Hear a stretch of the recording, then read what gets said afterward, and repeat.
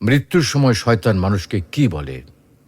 প্রিয় দর্শক, শয়তান বনি আদমের দিন ও ঈমান সহ সর্বক্ষেত্রে আল্লাহর কাছে চ্যালেঞ্জ করে আসা এক প্রকাশ্য শত্রু। সে প্রতি মুহূর্তে বনি আদমকে পথভ্রষ্ট করার ষড়যন্ত্রে লিপ্ত আছে। সে তার কার্যক্রম পরিচালনার জন্য মানুষের গাফিলতি, অসচেতনতা, বিপদ-আপদ, দুর্যোগ ও দুর্বল মুহূর্তগুলোকে কাজে লাগায়।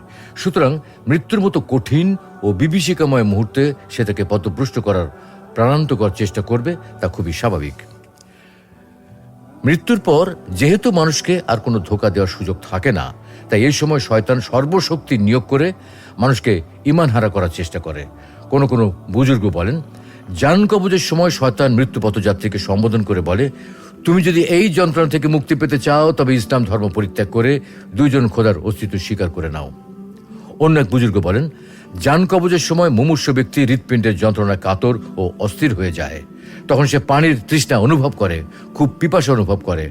এমন সময় মানুষ যখন পিপাসা ছটফট করতে থাকে, তখন শয়তান এক পেয়ালা শীতল পানি নিয়ে উপস্থিত হয় এবং পেয়ালাটি আন্দোলিত করতে থাকে।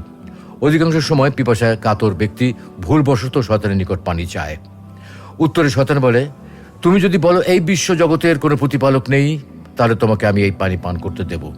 এতে বান্দা যদি কোনো উত্তর না দেয়, তখন শয়তান পুনরায় তার নিকট বসে পানির পেয়ালাটা নাড়াচাড়া করতে থাকে। তখন কোনো কোনো মানুষ হয়তো বলে ফেলে, আমাকে একটু পানি দাও।